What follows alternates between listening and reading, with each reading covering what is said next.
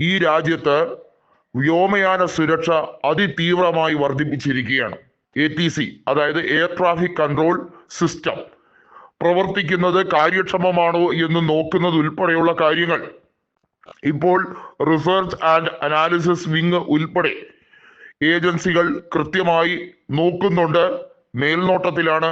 അതിനിടയിലാണ് ബ്രിട്ടന്റെ ഒരു യുദ്ധവിമാനം തിരുവനന്തപുരം അന്താരാഷ്ട്ര വിമാനത്താവളത്തിൽ ലാൻഡ് ചെയ്തത്.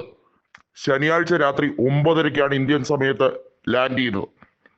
ഇത് എവിടെ നിന്ന് പുറപ്പെട്ടു, എന്തടിസ്ഥാനത്തിലാണ് ഇവിടെ ലാൻഡ് ചെയ്യിപ്പിക്കേണ്ടി വന്നത് എന്നുള്ളതിന്റെ വിശദ വിവരങ്ങൾ ഒന്നും തന്നെ ഇതുവരെ പുറത്തുവിട്ടിട്ടില്ല.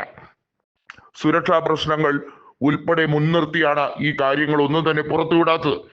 എന്നാൽ വരും ദിവസങ്ങളിൽ ഇതുമായി ബന്ധപ്പെട്ട വിശദമായ വിവരങ്ങൾ പുറത്തുവിടും എന്ന വ്യക്തമായ സാഹചര്യമാണ് ഇപ്പോൾ ഉണ്ടായിരിക്കുന്നത്. ഒന്ന് ആലോചിക്കണം, 100 നോട്ടിക്കൽ മൈൽ അകലെ നിന്ന് ഇന്ത്യയുടെ സമുദ്രാതിർത്തിയിൽ നിന്നുമാണ് ഒരു പടക്കപ്പലിൽ നിന്നും ഈ യുദ്ധവിമാനം പുറപ്പെട്ടു വന്നത് എന്നുള്ളതാണ് വ്യക്തമായി ഇപ്പോൾ കിട്ടുന്ന റിപ്പോർട്ട്. ഈ യുദ്ധവിമാനം ഇന്ധനം നിറയ്ക്കാൻ വേണ്ടിയാണ് ഇപ്പോൾ തിരുവനന്തപുരം അന്താരാഷ്ട്ര വിമാനത്താവളത്തിലെ ഒരു ബേയിൽ ഇട്ടിരിക്കുന്നത്. ഇതിന് ATCയുടെ അനുമതി, എയർ ട്രാഫിക് കൺട്രോളിന്റെ അനുമതി ലഭിച്ചതിന് ശേഷം മാത്രമാണ് അന്താരാഷ്ട്ര വിമാനത്താവളത്തിൽ ലാൻഡ് ചെയ്യിപ്പിച്ചത് എന്നാണ് അവരുടെ വാദം.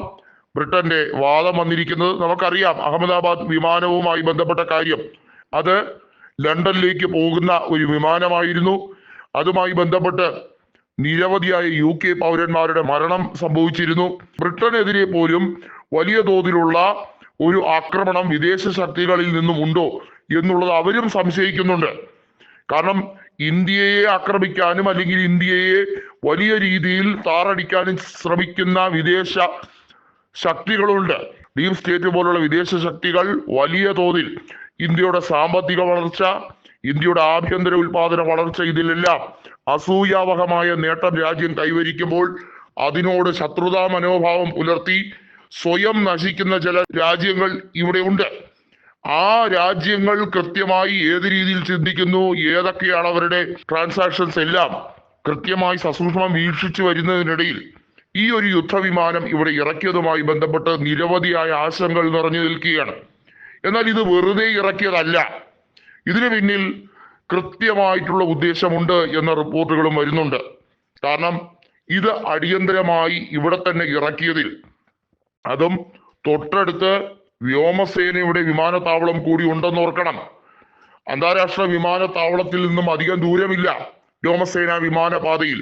അത്തരത്തിൽ ഒരു സാഹചര്യം കൂടി വരുമ്പോൾ പല കാര്യങ്ങളും കൂട്ടി വായിക്കപ്പെടുന്നുണ്ട്. പക്ഷേ യുദ്ധവിമാനം പുറപ്പെട്ട സാഹചര്യം, അതുമായി ബന്ധപ്പെട്ട് ഒരു വാർഷിപ്പിൽ നിന്നുമാണ് ഇത് പുറപ്പെട്ടത് എന്നുള്ള കൃത്യമായ ഇൻഫർമേഷൻസ്, എന്നാൽ ആ വാർഷിപ്പിന്റെ ഡീറ്റെയിലോ ആ കപ്പലിന്റെ ഡീറ്റെയിലുമായി ബന്ധപ്പെട്ട കാര്യങ്ങൾ ഒന്നും തന്നെ ഇതുവരെയും പബ്ലിക് ഡൊമൈനിൽ പോസ്റ്റ് ചെയ്യപ്പെട്ടിട്ടില്ല. അതിന് കാരണമാകുന്നത് ഇന്ത്യയുടെ വിദേശകാര്യ മന്ത്രാലയം ഇതിന് അനുമതി നൽകിയിട്ടില്ല എന്നുള്ളത് കൊണ്ടാണ്.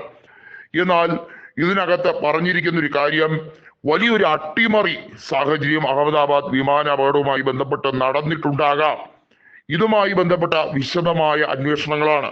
യുദ്ധവിമാനവുമായി ബന്ധപ്പെട്ട കാര്യങ്ങൾ കൂടി വായിക്കുമ്പോൾ വളരെ വ്യക്തമാണ്, ബ്രിട്ടൻ ഇതിന് മറുപടി പറയാനുള്ള സാഹചര്യം കൂടിയാണ്. ഇന്ത്യയോടും വിശദമായ വിവരങ്ങൾ തിരക്കുന്നു. കൃത്യമായൊരു സൈലന്റ് അറ്റാക്ക് ഇരു രാജ്യങ്ങളെയും ഫോക്കസ് ചെയ്തുണ്ടായിട്ടുണ്ടോ, അവരുടെ ബന്ധം താറടിക്കാൻ വേണ്ടി, അതായത് സൗഹൃദത്തെ താറടിക്കാൻ വേണ്ടിയുള്ള ശ്രമമാണോ, വലിയ ചോദ്യങ്ങൾ ഇപ്പോൾ വന്നിരിക്കുകയാണ്.